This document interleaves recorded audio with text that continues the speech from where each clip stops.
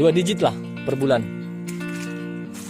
Itu aja yang bisa saya sampaikan supaya kita punya motivasi dan punya imajinasi yang jelas bahwa jangankan di Pulau Jawa, di Palangkaraya yang katanya tanahnya nggak subur sekalipun atau banyak.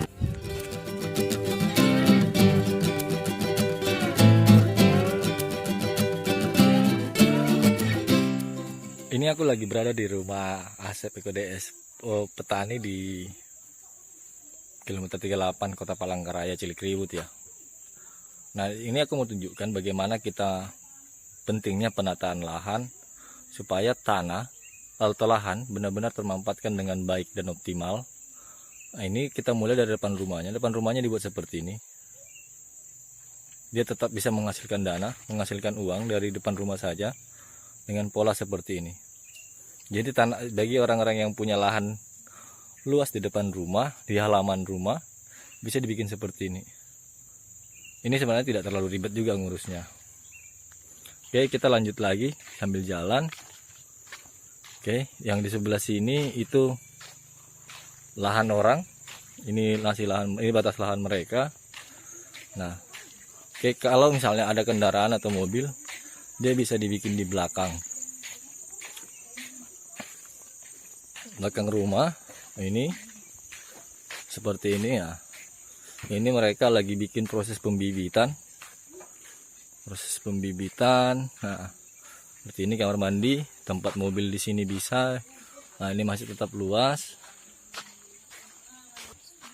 Selain tanaman juga dibikin di sini ah. Ini tempat, ini entok, jadi tetap tanaman. Nah, ini tambahan ya. Ini selingan. Jadi nanti makanan mereka ini selain juga selain bama, bekas-bekas sayuran panen juga mereka bikin di sini. Jadi mereka digabungkan tanaman dan ternak. Oke, kita lanjut. Ini kolam. Sebenarnya tujuan awalnya ini untuk penampungan air. Jadi kalau musim kemarau, tanaman kan butuh air. Nah, biasanya susah air, mereka gunakan ini. Ini sumber airnya. Tapi diselingi juga mereka melihara ikan. Ya paling enggak untuk konsumsi sendiri. Atau kalau ada teman datang bisa diambil dari sini. Juga nggak terlalu ribet sih ngurusnya. Oke. Ini dibuat mulsa. Tanahnya dibuat seperti ini. Mulsa.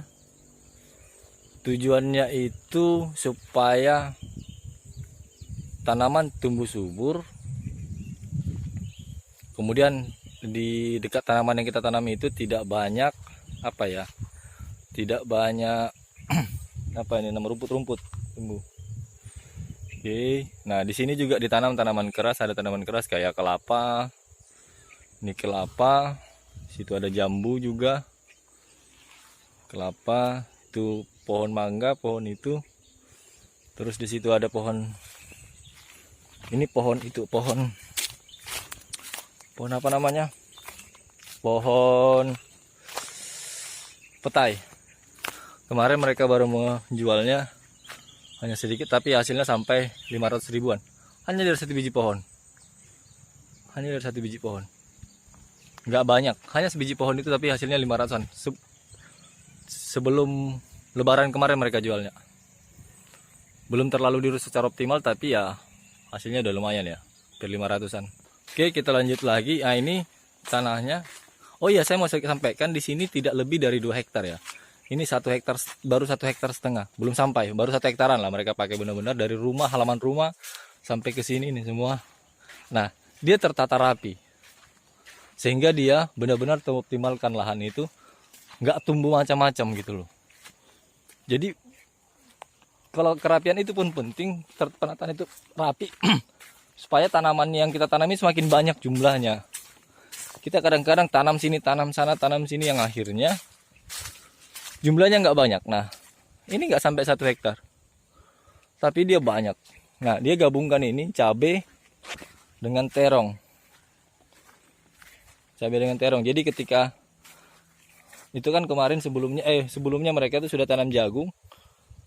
Jagungnya tinggi, lalu mereka tanam terong. Ketika sudah panen, jagungnya maka terongnya yang lanjut.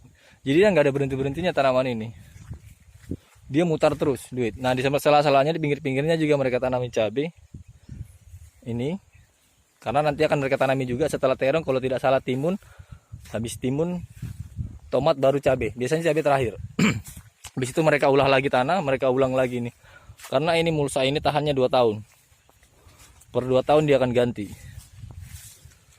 Tapi selama 2 tahun itu dia sudah 6 jenis tanaman yang ditanam. Sehingga ya hasilnya banyak kayak gitu loh. Nah ini penting penataan ini.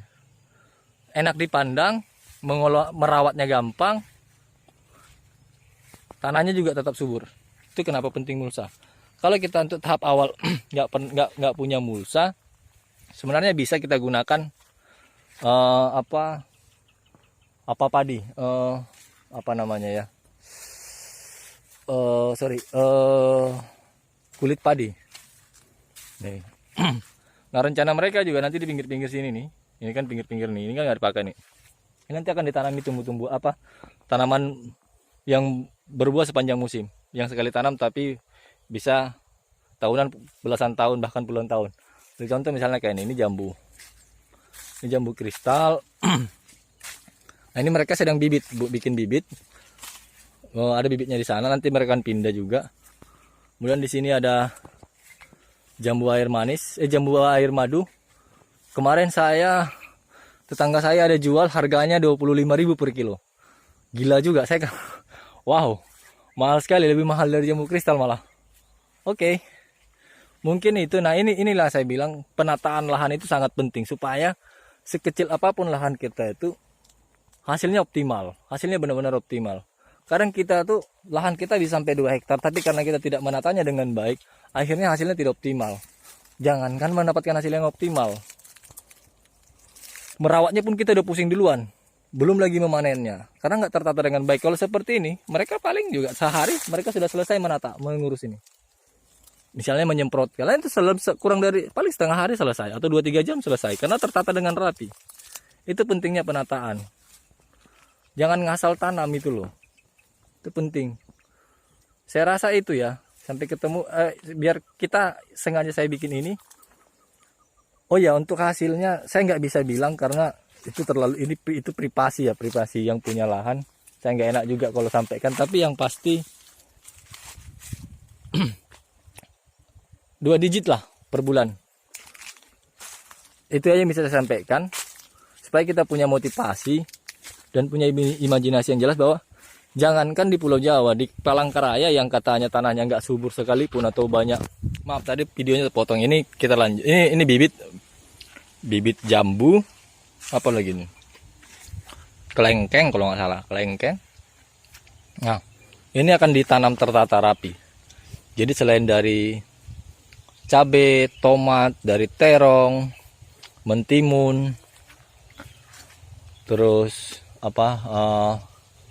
jagung. Jika bisa juga nanti akan menghasilkan juga dari jambu air. Ini jambu air. Saya ambil yang belum masak.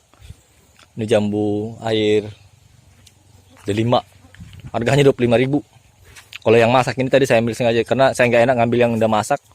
Karena untuk dijual, jadi nggak enak saya ambil. Itu ini. Jadi sekali lagi saya nggak enak menyampaikan berapa penghasilan per bulan. Tapi yang pasti ya untuk 22 sebulan dengan perputaran ini ada gitu loh. Karena yang kerja saja per harinya di upah 100 sampai 150. Kalau cuma sekedar menyemprot memupuk itu dikasih 100.000. Kalau istilahnya mencangkul, memasang